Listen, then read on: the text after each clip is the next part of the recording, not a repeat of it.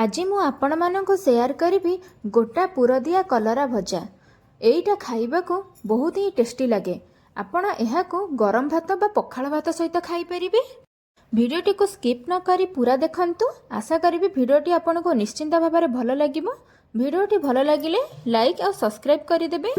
Hello friends, मु Rosalind आपण मानक स्वागत करूची आरएस तन्वी होम कुकिंग को। एबे चलंतु हमर रेसिपीटी को स्टार्ट करी नबा। प्रथमे मु एठी गोटे करेई नै जाइछि। कलरा सिजेबा पई एथिरे मु 2 ग्लास पानी नै जाइछि। सेथिरे हमें कलरा को देई दबा।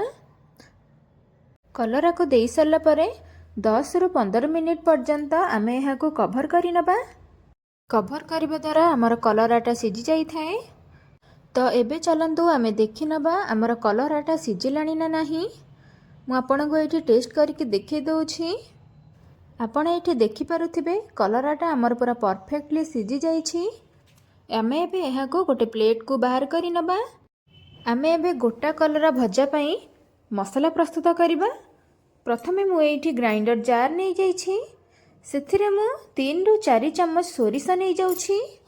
आपण जदि अधिक कलरा प्रस्तुत करूछंती ताले सेही अनुसार आपण सोरिष यूज करिवे। सोरिष देई सरला परे सेथिरे आमे गोटे छोटो चम्मच जीरा देई दबा। अल्प किछि अदा देई दबा। 5-6टा रसुण कोला देई दबा।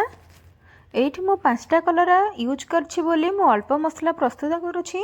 आपण जदि अधिक क्वांटिटी रा करूथिबे ताले सेही अनुसार आपण मसला प्रस्तुत करि नेबे।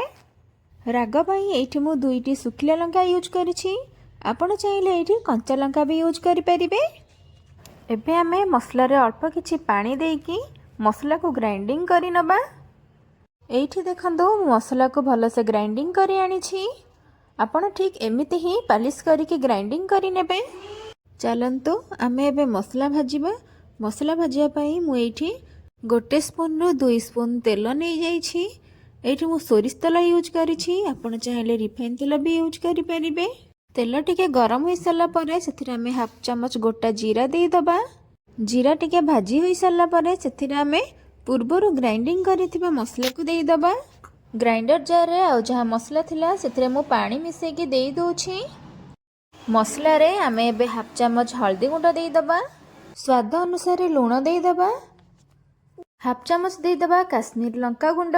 काश्मीर लंका गुंड दबा द्वारा हमर मसलार कलरटा भलो आसी थाए। एबे आमे सबुतिक को भलो से मिसेई दबा। मिसेई सरला परे आमे एहा को किछि समय छाडी दबा मसला को फुटीबा पई।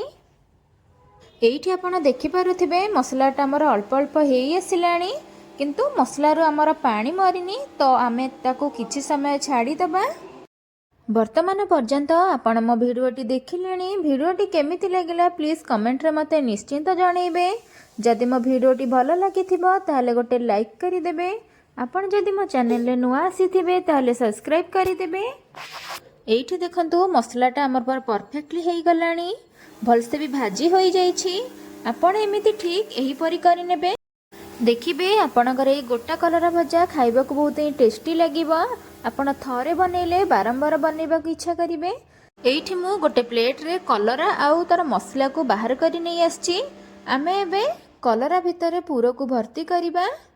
फास्ट एमिति कलरार मझी को छुरी साइज रे भलसे काटी नबा। काटी सरला परे ता भितरे आमे मसला को देई दबा। एठी आपण देखंतु मु जेमिति दउछि आपण ठीक सेमिति ही देबे। देखिबे आपणकर एई गोटा कलरा भजा बहुत ही बढ़िया से बनिबो। एठी मु आउ गोटे बनेकी आपण को देखै दउछि। आपण को मोर ए भिडियोटी जदि भलो लागिथिबो ताले आपणक फ्रेंड्स माननको बहुत परिमाण रे शेयर करिवे।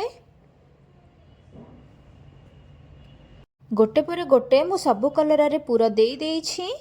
एबे चलंतु आमे कलरा को भाजी नबा। भाजीबा पई करेई रे फास्ट मु तेल देई दोछि। तेलटी हमर भलो से गरम होई सरला परे सेथिरे आमे पूरा देइथिबा कलरा को देई दबा। एहा को आमे छाडी दबा किछि समय हबा पई। एबे चलंतु आमे टिके एहा को एपट सेपट करि नबा। एठी आपण देखि पारुथिबे हमर गोटे पट साइड हेई गलानी। आमे एबे आर पट साइड को करि नउछे।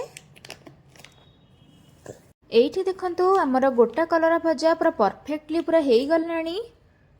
ଆପଣ ଠିକ୍ ଏମିତି ମୋ ଭଳି ଘରେ ବନାନ୍ତୁ, ସମସ୍ତଙ୍କୁ ଖୁଆନ୍ତୁ, ଦେଖିବେ ଖାଇବାକୁ ବହୁତ ହିଁ ଟେଷ୍ଟି ଲାଗିବ ଏଇଟା। ଆପଣଙ୍କୁ ମୋର এই ଭିଡ଼ିଓଟି କେମିତି ଲାଗିଲା ପ୍ଲିଜ୍ କମେଣ୍ଟ ମାଧ୍ୟମରେ ନିଶ୍ଚିନ୍ତ ଜଣାଇବେ।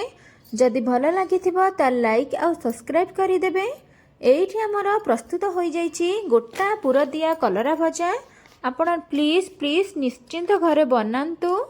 ଆପଣ ଯଦି ମୋ ଭିଡ଼ିଓ ସବୁବେଳେ ଦେଖିବାକୁ ଚାହୁଁଛନ୍ତି ପାଖରେ ଥିବା ବେଲ୍ ଆଇକନ୍କୁ ଅଲ୍ ଅପସନ୍ ପ୍ରେସ୍ କରନ୍ତୁ। ରହୁଛି, ଧନ୍ୟବାଦ।